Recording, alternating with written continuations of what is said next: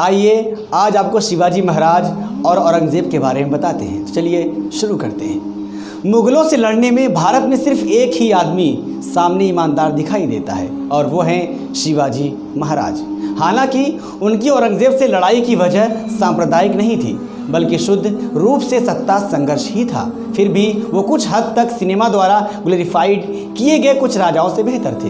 दरअसल सब कुछ सामान ही चल रहा था कि मराठा की सेना ने 1664 में मुग़ल साम्राज्य के बंदरगाह सूरत पर हमला कर दिया, जिसका मकसद सिर्फ पैसे लूटना था। सूरत के खजाने को लूटने की खबर जैसे ही मुग़ल बादशाह औरंगज़ेब को हुई तो उन्होंने अपने सबसे ख़ास मसनददार राजपूत राजा जय सिंह को 80,000 सैनिकों के साथ शिवाजी महाराज को सबक सिखाने के लिए भेजा। हालांकि सूरत बंदरगाह लूटने अगर शिवाजी नहीं जाते तो औरंगज़ेब से शायद ही उनका युद्ध होता। 1665 में शिवाजी महाराज पूरी तरह मुग़लों से हार गए और उन्हें मुग़लों के आगे झुकना पड़ा और उन्हें पुरंदर किले में संधि पर हस्ताक्षर करना पड़ा। पुरंदर संधि यह थी कि शिवाजी महाराज अपने 37 किलों में से 23 किले मुग़लों को सौंप देंगे और इसके एवज़ में उनके बेटे संभाजी को मुग़ल शहंशाह औरंगज़ेब ने मसनबदार की उपाधि दी। यानी संभाजी और शिवाजी ने औरंगज़ेब की अधीनता स्वीकार कर ली। संधि का एक बिंदु यह भी था कि जंग में ज़रूरत पड़ने पर शिवाजी महाराज की सेना मुग़लों को मदद करेगी।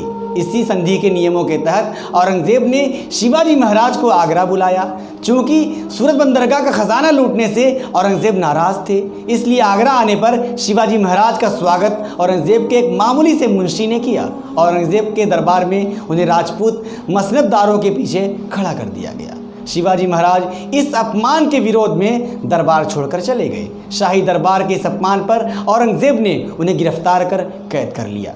शिवाजी महाराज 5 महीने तक औरंगज़ेब के कैद में रहे और उन्होंने औरंगज़ेब को अपनी रिहाई के लिए कुल 4 चिट्ठी लिखी।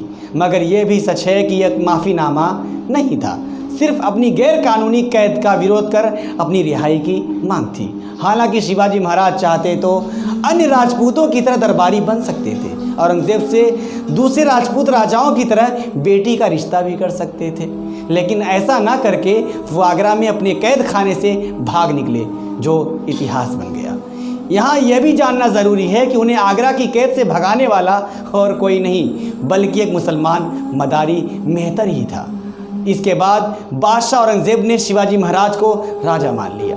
मगर शिवाजी महाराज यहीं नहीं रुके, उन्होंने धीरे धीरे अपने मराठा साम्राज्य को बढ़ाया और अपने खोए हुए किलों पर दोबारा अधिकार स्थापित कर दिया।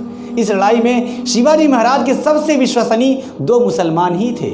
एक तो थे उनके गुप्तचर मामलों के सचिव मौलाना हैदर अली, दूसरे उनके तोपखाने की कमान संभालने वाले इब्राहिम खान। इसलिए शिवाजी महाराज को सांप्रदायिक खांचे में बिठाकर उनकी तुलना माफीवीर से करना सिवाय बेवकूफ़ी के और कुछ नहीं, फिर चाहे वो सुधांशु त्रिवेदी हो या कोशियारी। आपकी क्या राय है?